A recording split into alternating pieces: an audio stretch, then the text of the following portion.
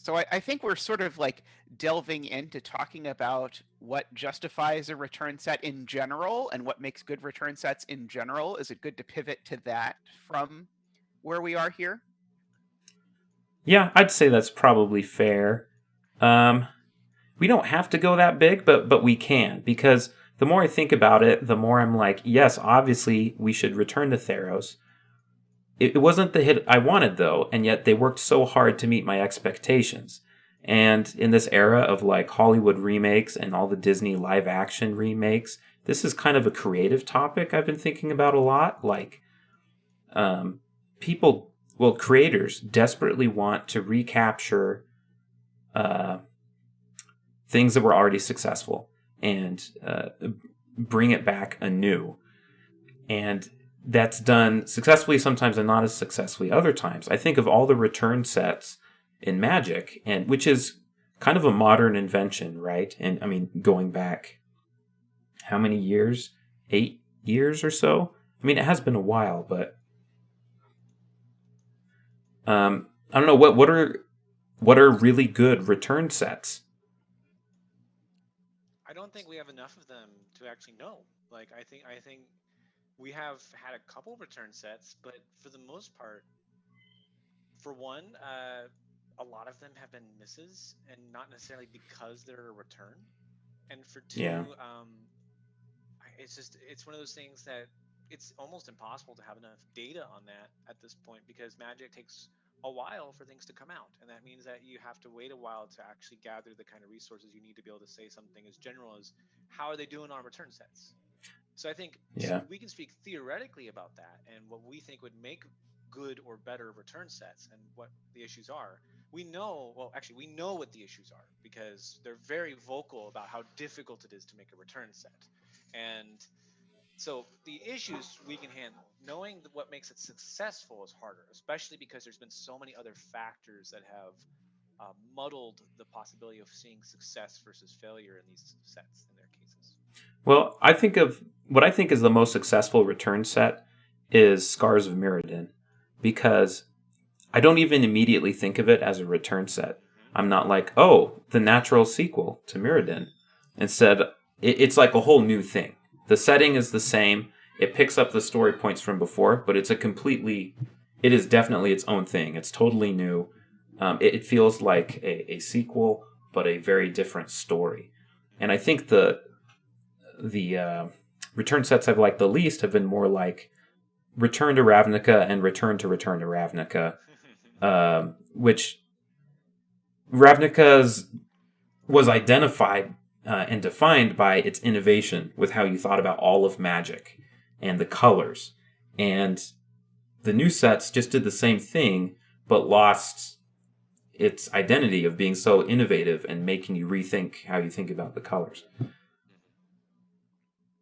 Yeah, I'd agree that I think in Return to Ravnica, it didn't even feel like we were returning to Ravnica. It really, really felt like we were returning to Return to Ravnica, which felt like very strange that like it was like we're not even returning to the place. We're returning to this like exact, very narrow set design structure. Um, as far as anyone who knows me will magically knows that Scars of Mirrodin is my favorite block. So I think Mm. that is the most successful return. But I think there are two other returns that I would mark as successful.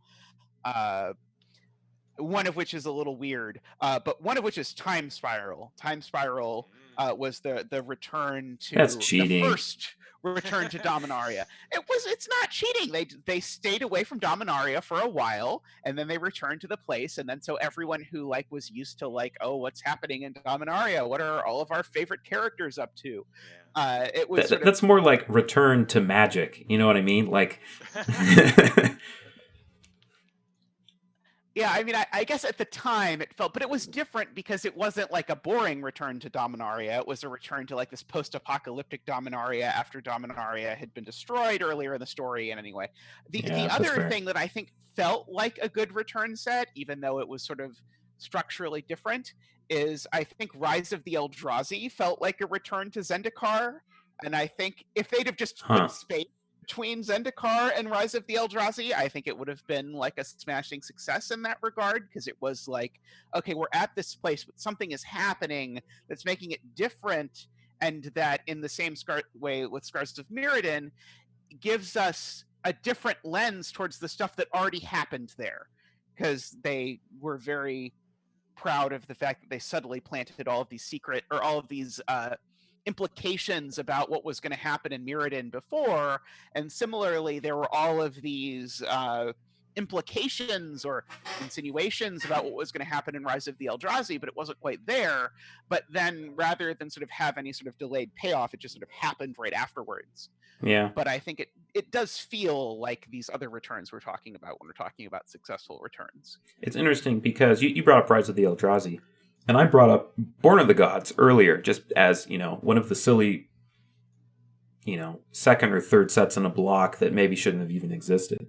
And I feel like the problems of Born of the Gods are the same problems of return sets a lot of times. You have to match the expectations set by the first set, while also trying to innovate, but also leaving space for, if a setting is popular enough to return to once, you don't want to eat up all of the space even then. You know what I mean? And I wonder if return sets are just the same issue that second and third sets have had in blocks in the past.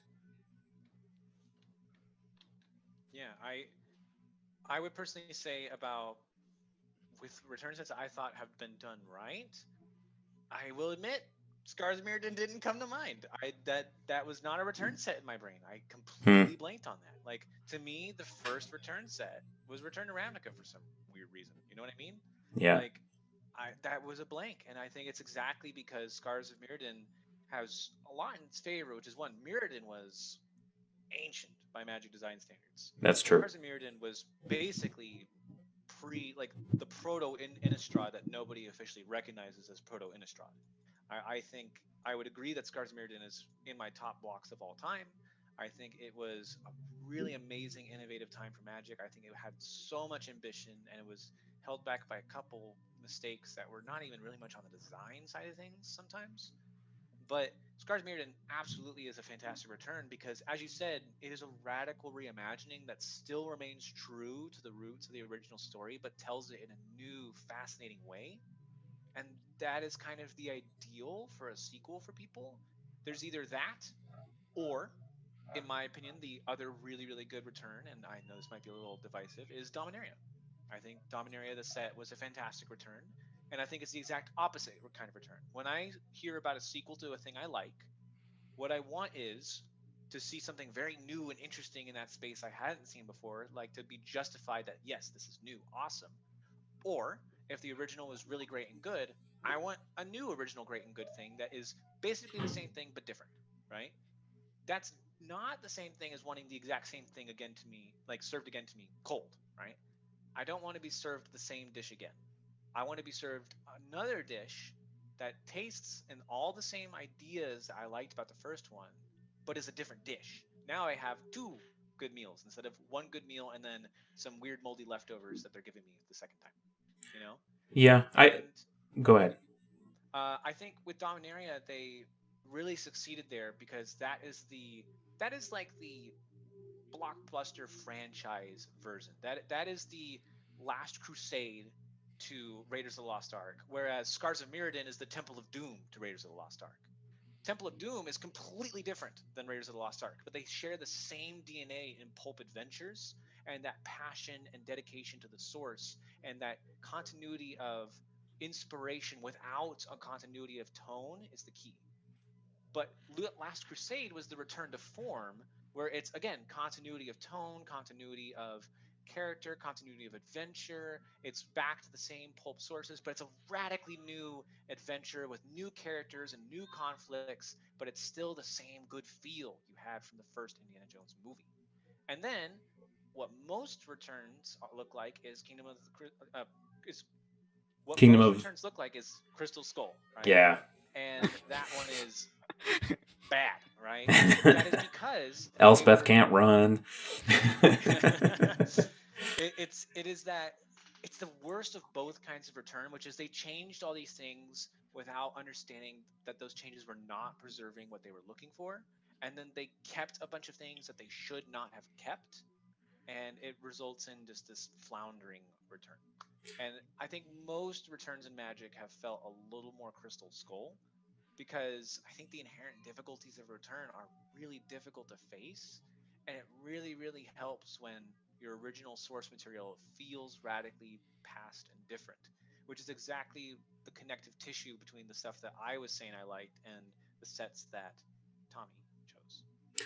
And that makes me wonder if they should be doing return sets to like homelands and like really old things that when they update it, it's going to feel fresh. The problem is sets from so long ago, people are not clamoring for returns to those sets. And you were talking about the storytelling issues of telling a story through cards. And I think Wizards has correctly realized, the best way to tell stories is through our setting. And I think that's why they have to keep doing these return sets because that's just the best way to tell a narrative story. If they have a setting that they know players enjoy, players already resonate with it, that's how you're going to get better narrative gameplay through players' heads and through the game. But it's a tough nut to crack, but I think they're going to have to keep doing it because I'm pretty sure it makes them a lot of money. Like, there's a reason they keep doing these returns, even though they are probably internally admitting to themselves there's just not a lot of innovation here or not enough. So has they updated? I know a couple years ago they said they were planning to do a 50-50 between new and old. Have they updated that, or are they still aiming at 50-50? Do we know? I believe they said that because they're returning to worlds more rapidly. I mean, sorry, because I'll rewind. Um, they have not changed the ratio of 50 to 50, but they did say that there's a possibility that they might return to worlds faster because they're putting out more sets a year. And I don't think they've said this officially, but my guess is returns are going to be nudged up a little bit because there's more sets per year. That way they can save on world building energy and budget a bit because it's exhausting to make that many sets a year for the world building crew. It has to be. They do a fantastic job fleshing out these worlds, and then they only visit them for one set. And that's really difficult when they can't use all that energy and depth they've put into it to the fullest extent because a single set cannot explore the world to that degree, I think.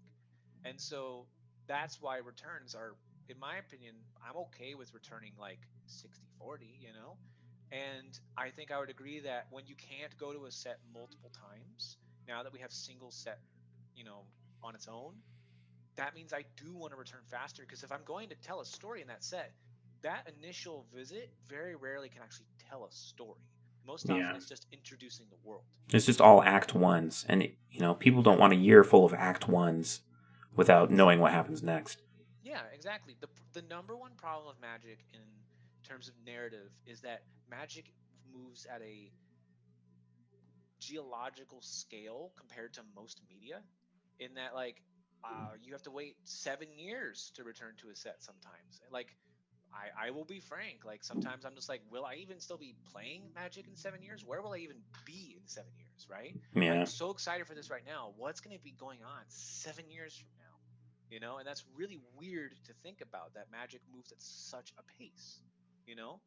And it's a difficult consideration when it comes to the story, and I think that they're moving the story in ways that make that harder.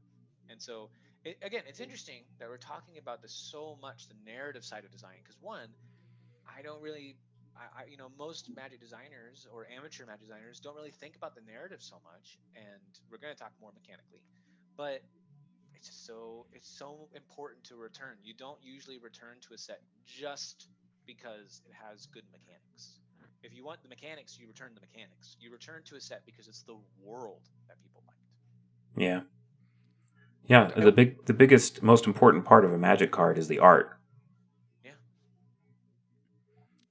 I wonder if maybe they need to sort of split the difference between the way they used to do things. because it used to be that for the longest time at the beginning of Magic, it would be like, and now we're going to a different continent on Dominaria. And things are different here. The people look different. Things are a little different, but there's still some similarity. I wonder if they need to broaden their worlds just a smidge so that you could return to a different part of Theros. And like, say, an underworld? Yeah, like, for example, that would have been nice if they had thought of that.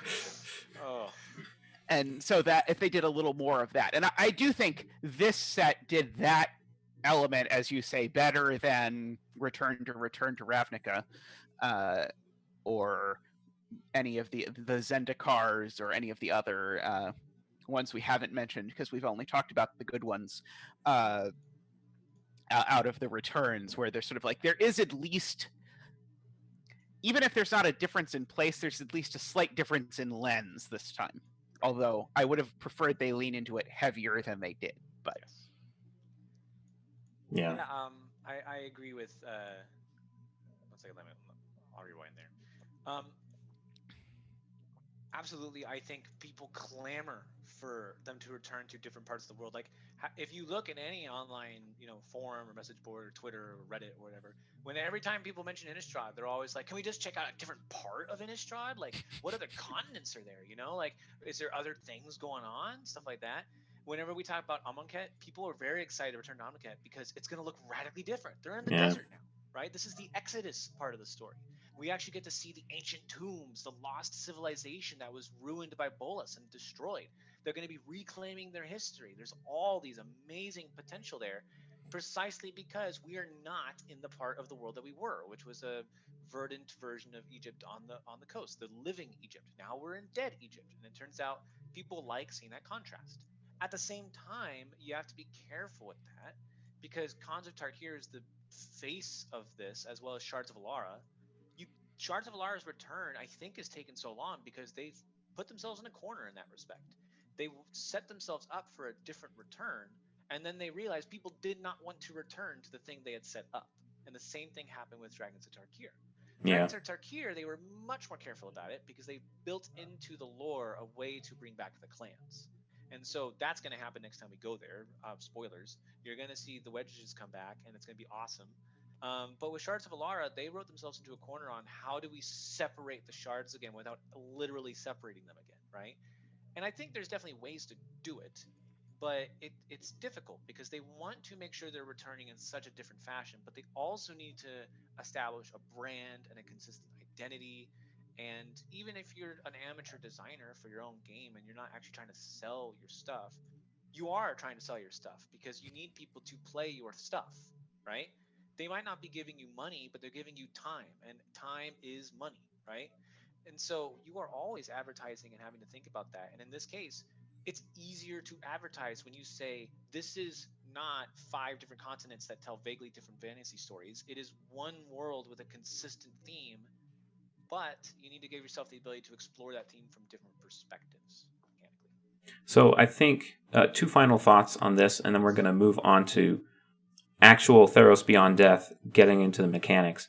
But Ixalan, I thought they did a good job of this. They made it very clear Ixalan is just one continent on Ixalan, right? The plane, and that there's whole other continents where the vampires are from, right? And they had people vote on who would actually get the immortal sun that everybody was trying to conquer, who would get the city's blessing, right? And that is going to affect how they return to that set. And we're going to see the Sun Empire invading this whole continent of the world that we didn't see at all before. Which brings me back to Scars, where they had that weird marketing gimmick where they had, players had to vote for Mirrodin Reforged or New Phyrexia, but there was only one correct answer. But I think the answer might be, if you wanted to do something like that again, where you wanted players really invested in the return, you get them to do some kind of democratic thing where, like, you look at the decks that win FNM, and that's a vote for, your faction that wins the plane or that affects the world a certain way. But then you give yourself the time to actually deliver on what the players say they want. Because everybody knew that Mirrodin Reforged or Mirrodin Pure. Mirrodin Pure. Yeah, I knew that name wasn't correct. Mirrodin Pure.